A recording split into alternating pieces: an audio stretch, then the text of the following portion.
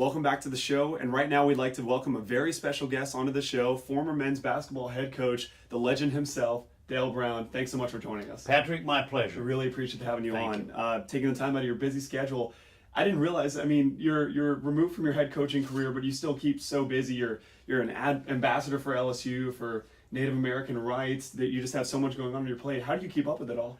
When I debated on retiring, I thought I just can't drift off into nothing because having an active life.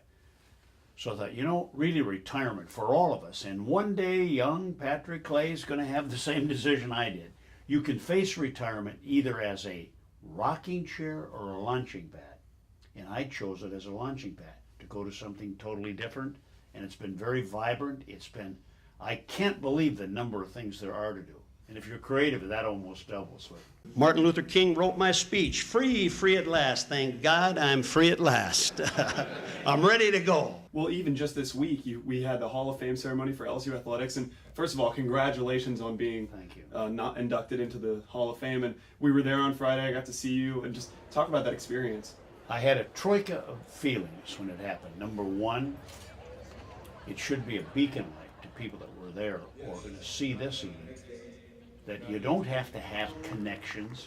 You don't have to, if you persevere, if I can be fortunate enough to wind up as a head basketball coach at LSU and become an LSU Athletic Hall of Fame, that's a total indication that hard work does pay off. Because you say, well, I can't get ahead, I don't have any connections. I didn't have any connections. I was born on the Canadian border in a poverty-stricken family. The second emotion I had was watching those men come down that aisle of former Hall of Famers and thinking, my God, LSU has produced unbelievable talent, as good as there is in the country. Mm-hmm. The third emotion I had is I was very grateful for it, but I thought of all the people that have committed their lives to helping people and didn't get in the limelight and don't get to get into a Hall of Fame. I felt kind of unworthy of it, to be honest with you. 41 years later, I'm so proud to call Louisiana my home and so very thankful that the people of this wonderful state adopted this North Dakota boy as one of their own.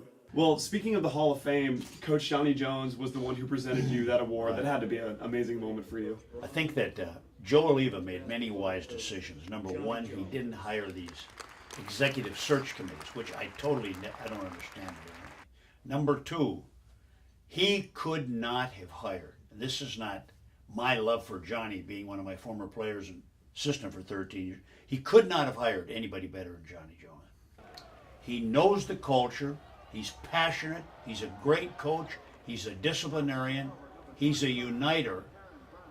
And if you can't love Johnny Jones, you can't love anybody. So before too long, Johnny Jones is going to have a national power. What he did last year, I thought definitely made him the SEC Coach of the Year. They gave it to Billy Donovan, who had a great year, but Johnny Jones is a great coach and a great person.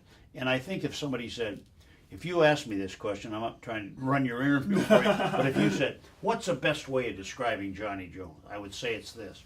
I'm at a party at Jim Bernhard's house. Who comes in but Joe Oliva and his wife, Judy? He came over, Coach Brown, I've been dying to see you. You will not believe this story. As long as I've been an athletic director, Duke, LSU, this is the first person that never asked his salary or never asked the terms of his contract. He was just so happy to be there. Just elated. That's the kind of person you want. Well, speaking of Coach Jones, heading into his second year, you said he did great things in his first year. I don't think anyone could argue that. But now he's got his recruiting class. He's got his guys. Johnny or Brian decided to stay. You can sense that culture that's being rebuilt in the LSU basketball program, wouldn't you say? You can, no question. It's very accurate.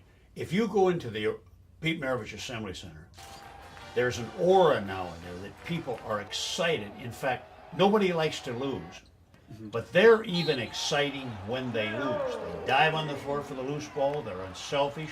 They run. They press.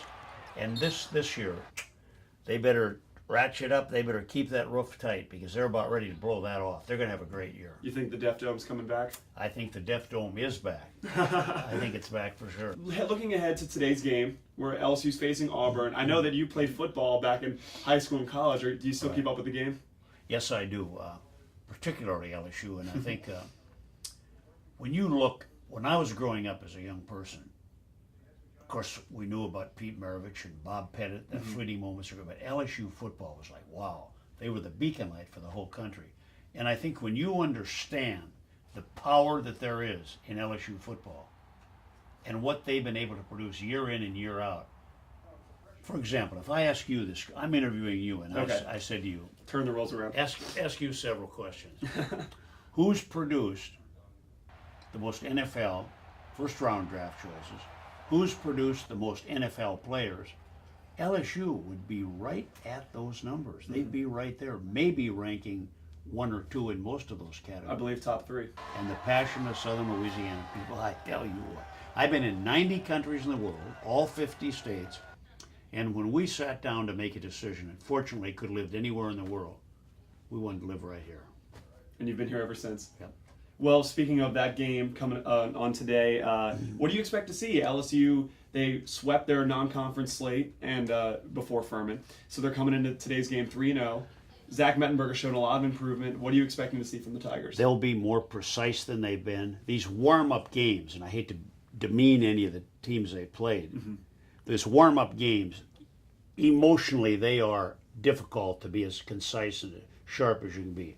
I think the thing that we're going to probably see right offhand is maybe the offense won't be noticeably that much greater, but I think you're going to see the defense play a lot better than they have. It's a very young defense. Very They young. lost a lot of talent in the first round last year. Think they'll step up? I believe so. And again, an expert.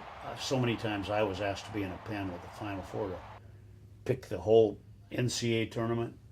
Man alive. I'm glad I don't bet on horses, Patrick. I'd have lost everything I ever earned at LSU. Well, speaking of betting, can we get a score prediction from you for LSU Auburn? It would be just some nebulous figure I would pick. It would be senseless. And what you have a tendency to do, I'm provincial in the fact that obviously you want LSU. So even if LSU wouldn't be a favorite, I would kind of favor LSU. You pick LSU. But I think LSU will. I think it's going to be a knockout punch, to be truthful with you. Knockout punch. And just Les doesn't want to show this to his team because he didn't want them to. This game's going to be easy. It won't be easy. When you play in the SEC, and I don't think this is embellished at all, Patrick, I don't think there's any league in the country that even comes close to the SEC. I'm sure the other Big Tens in the Pac and all, I don't even know the names of the conferences. The SEC's gotten so now that they're the power. How many straight championships have we won? I believe it's 7. 7. I could be wrong. We'll get our fact checkers on that, but I'm pretty sure it's 7. Wow.